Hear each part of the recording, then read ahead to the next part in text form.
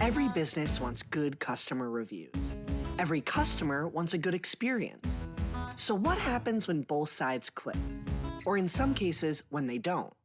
From Yelp and Entrepreneur Media, this is Behind the Review. Behind the review, dig deeper too. Behind the review, get all the news. Food, flowers, fixing, make business boom. Behind the review, dig deeper too. I'm Emily Washcovick, Yelp small business expert. Behind the Review features conversations with business owners and customers who wrote one of their Yelp reviews. In our discussions, we talk about lessons they've learned that can be used by other businesses to improve their own reviews and their bottom line. This week, I'm bringing in an industry expert, Amy Jennette, the integrated marketing and product marketing lead at GoDaddy, a software-first company focused on enabling small businesses and entrepreneurs. GoDaddy has been one of Yelp's trusted partners since 2017.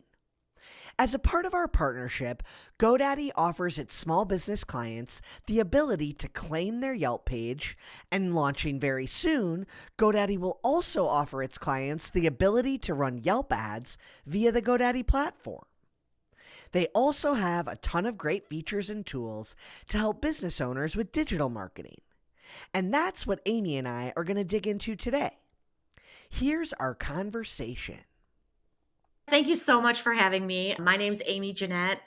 I am the integrated marketing and product marketing lead here at GoDaddy. That's a lot of words to say that what I do on a daily basis is really think about the products that we have that meet our customers' needs and how do we put together marketing initiatives to get those in front of our customers. I've been doing this for a while, and building brands and marketing brands and products is something that I just love to do. There's a lot of different facets and it's constantly changing, and it keeps me on my toes. And yeah, so Amazing. Well, we're so grateful to have you join us today. And I know GoDaddy has changed quite a bit since you first became a company. I'd love if you could just bring us up to speed a little bit on GoDaddy's mission today and some of those main offerings that maybe my listeners aren't familiar with when they think of GoDaddy. absolutely. So, one of the key things that I really love about GoDaddy is that our mission is to empower everyday entrepreneurs everywhere in order to make opportunity more inclusive for all. And so, what that means to me is we ultimately provide the tools and the support in order to help small businesses be successful. So, we are known as a software company. We are very well known in the domain space. What many folks might not know is that GoDaddy is really a place where small businesses can come to name their idea, to build a professional website, to attract customers, to sell their products and services, and even accept payments. So we've really taken all of the needs that we've heard outlined by small businesses and comprised them into an all-in-one solution that helps them either launch their business or continue to grow their business. That's incredible. And, when we were preparing for this episode, we were talking a lot about that common challenge that all small business owners seem to face, which is the general concept of how to market yourself. And so many entrepreneurs are experts in their field, right? They started their business maybe to serve a need or because of some incredible offering that they provide. And they're not the best at marketing, or maybe they don't even know the basics of getting the word out there about who they are. And that kind of goes right in line with what you guys see with all of your clients and the challenges that you're trying to create solutions for. Can you talk a little bit about some of those big customer problems, under the umbrella of digital marketing, and how the GoDaddy tool has helped solve some of those challenges?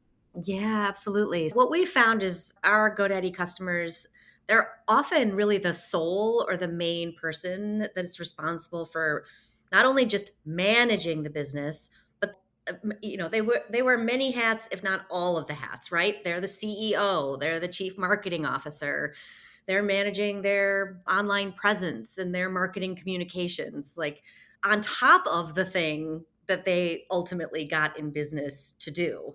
So, really, what we try to do is figure out a way to help them be really effective and really efficient in taking some of those added extra hats and helping them facilitate that. So, digital marketing is a big one. We hear all the time that I am a landscaper, or I am a masseuse, or I am a esthetician, or whatever it might be, right? That's the craft that they know, it's the craft they love, it's the thing that they ultimately got in business to do. And they need help doing all of the other things. And so that's where we come in, right? Is we come in to really help take the burden off of those other tasks and those other to-dos so that they can ultimately focus on what they got in business to do in the first place. And digital marketing is a big one. We do a survey of small businesses annually, and we consistently hear that access to capital and digital marketing are the two primary areas that small businesses need the most help with. While we might currently not be able to support them in getting access to capital, digital marketing is 100% an area that we have listened. We've learned through our years of experience in supporting small businesses on how to really come up with a tool for them to be able to leverage in order to be successful in that area. And, a lot of the basics of how to help a business market themselves teach them lifelong lessons that they can apply to all different kinds of platforms. And that's what I love about what GoDaddy helps with. You're actually teaching them the steps of kind of building this digital marketing campaign, and you're helping them along the way, but teaching them why those things are important. So, even the visual branding element, and I know your platform helps a lot with that. Some business owners don't even know the basics of how to create a visual brand or what to keep in mind as you're thinking of how you maybe create a logo or what images and visual representation you use for your business. Yeah. So the entrepreneurs and the small businesses that we serve, they're typically the owners and the operators of the business. Marketing is often a very foreign, it's something that they know they have to do, but it's very foreign in terms of where their craft is to something that's going to help them get in front of their audience and ultimately drive sales so that they can grow their business. So what we really like to do is not only provide the tools that help them create their brand and market their brand and drive that customer conversion, but we also really want to make sure that we're helping to educate small businesses on kind of the steps they need to take in order to be successful. And so one of the places that I always like to start with is, how do they build their brand? Who are they as a brand? And that's something for a business that's just getting started, really thinking about who they are as a brand beyond colors and logos. That's a very important thing. As a matter of fact, creating a logo is one of the first things that small businesses search when have decided that they want to take their craft to the market, right?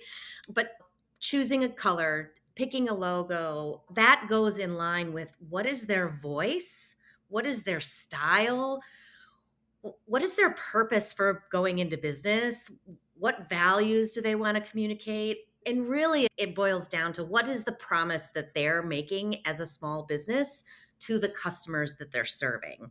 So that's something that you kind of want to make sure that you're confident and you've got outlined, and make sure that it's really authentic to you as a brand.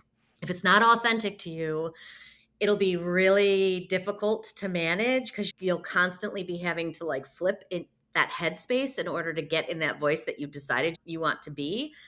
But it also can come off as disingenuous to your audience if you're not consistently communicating to your audience with the same kind of tone, the same kind of look, the same kind of feel. Like, you want to make sure that you're consistent so that you can ultimately build that brand recognition over time.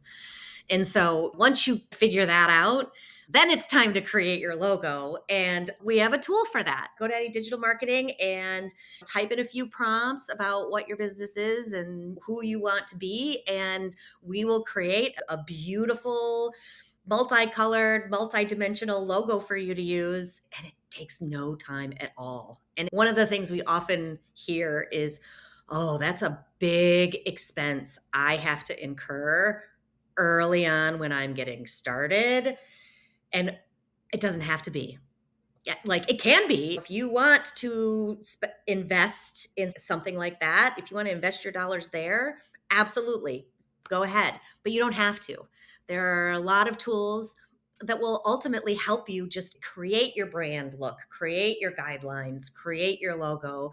So I think where we have gone in terms of listening to customers, figuring out what their needs are, and then developing the tools against what they tell us they need, we've really taken a lot of the friction out of it and tried to make it as easy as possible and as quick as possible. We want you to get up and running as quickly and expediently as possible so that you can get that first sale as soon as possible. So I love to take this one layer deeper because when we were prepping for this, we talked about when business owners are at this stage where they're thinking about their voice or how they want to come across or how they want to be perceived.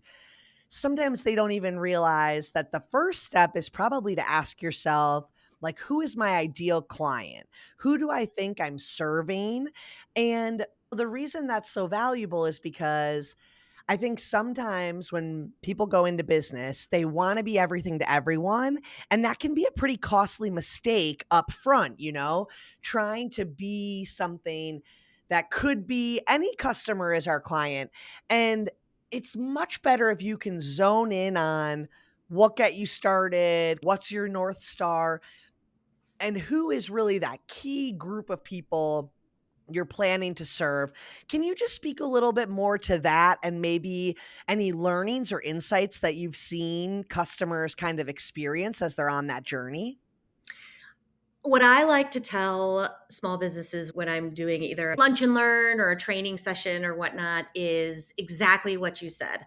A lot of folks go out and they try to be everything to everyone. And what I like to reinforce is that if you go out and you do that, then you will ultimately be nothing to no one.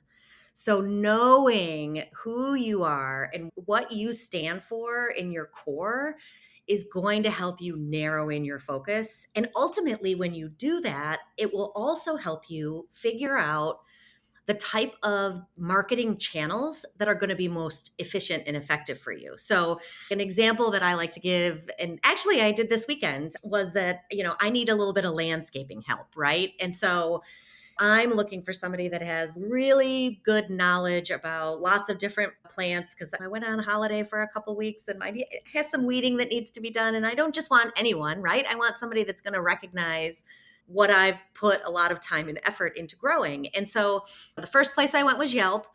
True story, because I wanted to see rankings. I wanted to see the business listing. I wanted to see what they were known for.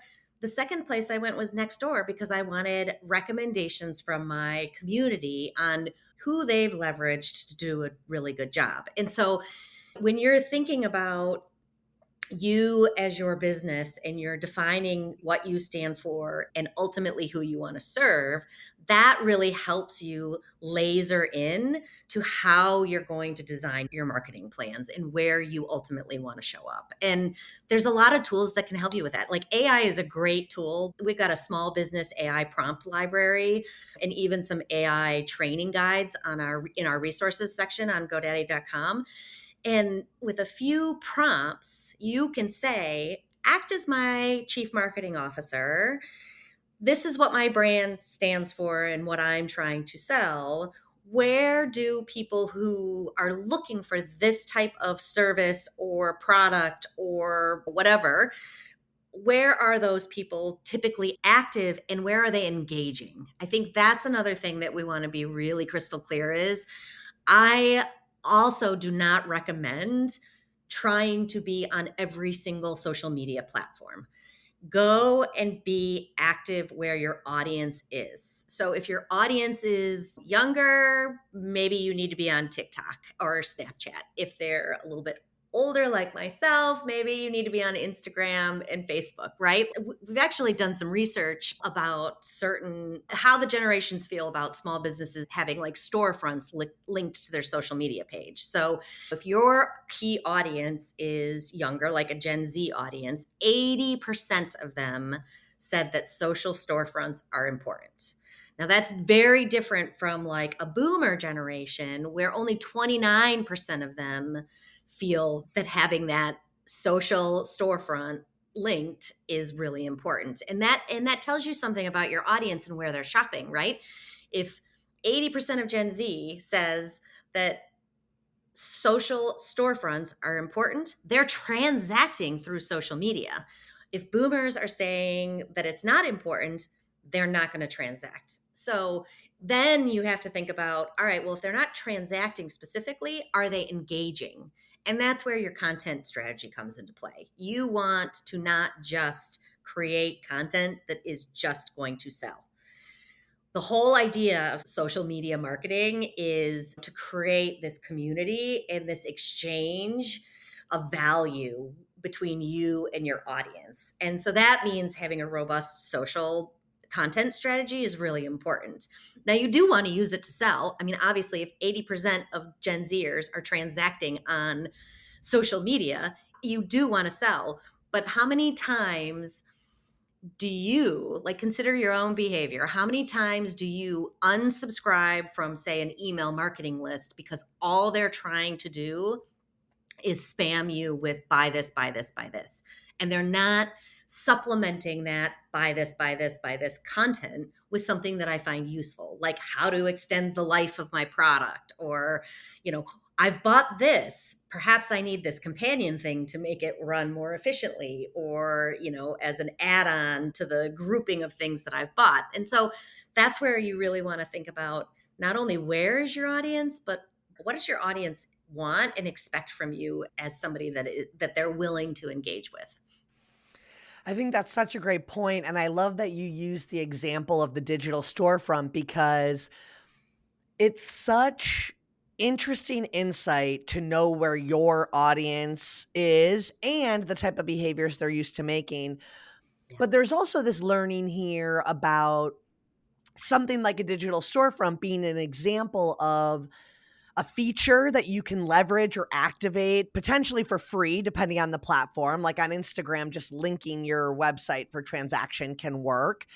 Mhm. And maybe your target demo doesn't always think to shop online, but if you can make it a low barrier to entry, easy thing, maybe you can get them to do it.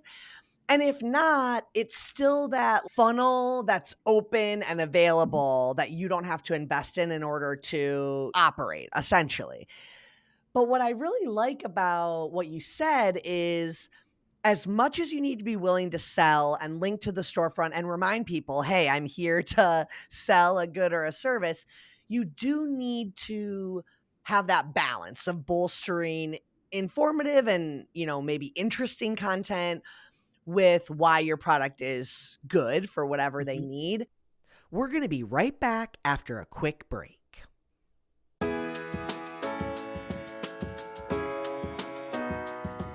The IKEA Business Network is now open for small businesses and entrepreneurs.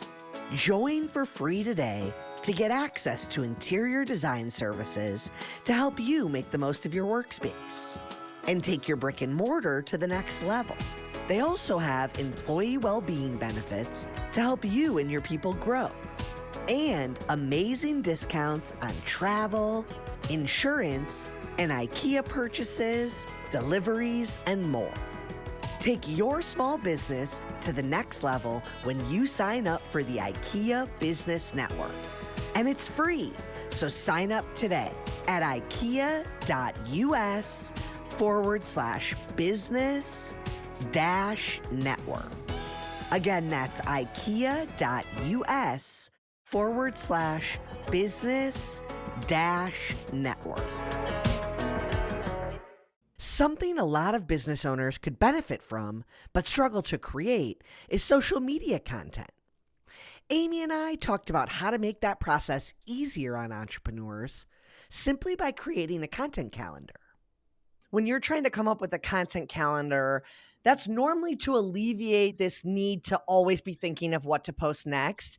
And a Yes. good way to create a content calendar is to try to look at what seasonal or general things that we can tie back to or connect with. You can see all these national celebratory holidays. We post them all the time on our site. And sometimes they're not relevant to your business at all. And it's like, okay, maybe we don't make a tie in about that. But you made me think of how we always tell people sometimes when you're looking at those different calendars in order to make your own content, you might spark an idea of how you could collaborate with another local business. Maybe your friend who's an esthetician could partner up with a coffee or bagel spot and do a little something, just trying to think outside the box and use those dates or holidays or even local specific events that are happening in the area of your business as a way to curate content and a reason that you can post around, or maybe something you can tie your business back to. GoDaddy, I feel like, has tons of customers in all different types of categories. I was Yes. wondering if maybe you can give us an example of someone that's been really successful using your platform. I always like to tell little stories of businesses on this show. So if we have a GoDaddy customer you'd like to highlight, that would be great. Yeah, absolutely. So I recently was able to chat with Katie West. And full disclosure, Katie used to work at GoDaddy and she started this side hustle. And her side hustle took off such that she was able to quit her 9 to 5 and do this full time. But she owns a wedding venue in Austin, Texas. And she leverages GoDaddy digital marketing in order to execute her marketing calendar. And what she has, like, direct feedback back is the AI generated messaging that the tool provides often produces better results, more engagement, more conversion, more initiation for contact than content that maybe she could come up with on her own. And I think that's a really unprompted conversation. And then of course we were like, hey, can we use that for storytelling? And it's just great to hear that somebody who's in the business sees the value in letting and leveraging tools to take some of the burden off. Because back to what we originally started, when you are running a small business, you're wearing all of these hats. Not only does the tool make it easier and more efficient for you to get your marketing strategy out there, but oftentimes, and direct quote from her, the versions of the posts perform better than if she were to create them herself. And that's huge because that means that the tool is ultimately listening, learning, adapting, optimizing, and it ultimately helps you become more successful, or it can help you grow your business faster. But it's great when you have somebody who is telling you from their specific user perception that I can actually point to a post that I did versus a post that I utilized the tool to create on my behalf, and it performed better. So that's great. Like, why not make it easier on yourself and leverage the tool in order to be more efficient and more effective? Absolutely. And leveraging AI as a small business owner is a topic that we've hit on before on Behind the Review. But I think it's so interesting because you guys really have built AI into your product in a way that can help take that lift off of business owners. You've mentioned it a few times how prompting it is really important. And another big tip we always give is leveraging as much of the information you've already created about your business. So, Mhm. your website, or if there's maybe like a favorite article that's been written about you, or anything that you have that you like the way it talks about your business or describes your business, is great stuff to feed into an AI generator to help you curate stuff. Amy, let's dig in a little bit more on SEO, or search engine optimization. I know when I help business owners learn how to fill out their Yelp page, for example, I teach them that when they fill out their specialty section or when they caption their photos, they want to incorporate keywords or phrases that will help them appear in search results. So, whether that's like the descriptor of who they are, what service offerings they have, or maybe it's an actual thing that's unique to them that they want to provide and they want to incorporate those keywords. Can you just talk a little bit about SEO, what you think business owners should know, and maybe any tips to make sure that they're getting good visibility across the web in general for the things they want to be found for? Yeah, I think digital marketing has a real big span, right? That is a phrase that ultimately encompasses a lot of different things, from your social media posting to your email marketing campaigns to a unified inbox that ultimately collects and coordinates all of your messaging in one place. The other thing that I hear a lot from small businesses is, I know I'm supposed to do SEO, but I'm not exactly sure what SEO is. And the great thing about GoDaddy digital marketing is that it ultimately helps you with your SEO optimization. That's very important if you want to be found online. So, our SEO tools help you optimize the titles, the descriptions, headlines, and keywords that are referenced on your site for optimal organic discoverability in search results. So, take two different landscaping companies, right? A landscaping company that hasn't done a good job with their SEO, their search engine optimization. When you search for a landscaping company, that company will ultimately be on like page 2 or page 3 or page 4 or below, and ultimately they're not going to get found. They're not going to see traffic to their site. Traffic to your site equates to potential customers. So you want your SEO or your search engine optimization to be dialed in so that you show up on the page. So if I'm searching landscaping companies with heirloom garden quality services, if a landscaping company actually has their SEO dialed in, they'll be on the first page in the top of the search results. So ultimately I will find them and I'll be more likely to engage with them. And that's really important because it's not just about what you are putting out online, but it's ultimately about how are you going to get found by your potential audience, and how are they going to be able to, when they're looking for your services or your product or what have you, you want to be front and center when they're doing those searches. I'm going to Yelp, I want to see the reviews. I'm going to Nextdoor, I want recommendations. But a lot of people, their first stop is Google. Like, I need a landscaping company that does X, Y, or Z. And with really good dialed in SEO, that will ultimately get you to the top of those search results. I'm not going to the second page or the third page or the fourth page. I'm focusing on what shows up initially when I do that search. Totally. And I think something that's really important there is understanding that you can learn a little bit about how people search by doing those searches yourself. Mhm. Sometimes business owners think that they know how to describe themselves. And I always recommend go to Google or go to Yelp and do a search for what you think people look for before they find you.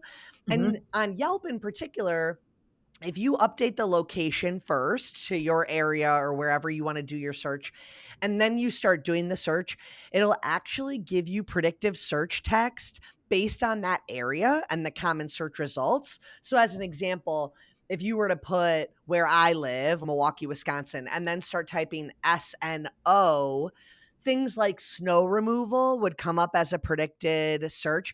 But let's say I change the location to LA and I type the same thing, it's not going to show snow removal because that's not searched in that area, but it'll show something like snow cones or something like that.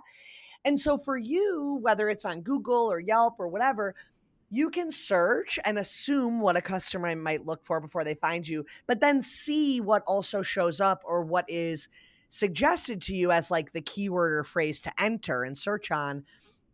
It also is the same rule of thumb for things like hashtags. And I think sometimes business owners don't understand how hashtags work, or like start a hashtag by using their own. And it's like, well, the whole point of hashtags is to try to get your content to reach people that aren't following you because they care Mhm. about that hashtag. So you can kind of search for hashtags that you think are relevant to what you offer and then see which ones already exist and have the most posts or followers. and Yeah. then go towards that. So use your own knowledge of your business or your industry, but also do some internet searches and see what some of those common key terms are that apply to your business. 100%. What I like to reinforce also for small businesses is test, learn, adapt. Test, learn, adapt, right? Like you can try things out, test them in market, figure out, all right, well, this is working, or maybe this isn't working. And then you adapt it, you optimize it and adapt it, and then you try it again. And that will help you ultimately continue to grow and be more effective. And so, exactly to your point, right? If I'm on TikTok and I see like a trending hashtag, I might go search that hashtag. And I often think to myself, wow, that person was really smart for putting that hashtag in their TikTok notes. Like, that is a smart tactic to engage, because now I've seen their video and I've seen what they're selling or what they want to talk about simply by including the hashtag. I think when creating an online presence, you really want to ultimately create a strong first impression. And that's introducing yourself, introducing your brand, the purpose for why you got started to begin with, and then building from there. And one of the things I really like to encourage small businesses to do is let your customers, who are your advocates and maybe your critics too, help you tell your story. Let your customers, through, including reviews on your website, be the person that is like shouting your praises. Let them do the heavy lifting for you. That's a good way to link out to or to include those reviews on your website itself. Testimonials as social proof. Why do I want to do business with this company? Oh, well, these 3 people gave them 5 stars and ultimately they've got a really high rating and the reviews were really thorough and thoughtful. That's huge. You want to make sure that you have a strategy for dealing with and addressing customer reviews, though. Are you ultimately going to respond to every single review that you get? Are you going to solve maybe a challenging experience or a critical review in the review itself? Are you going to ask them to reach out to you in a direct message?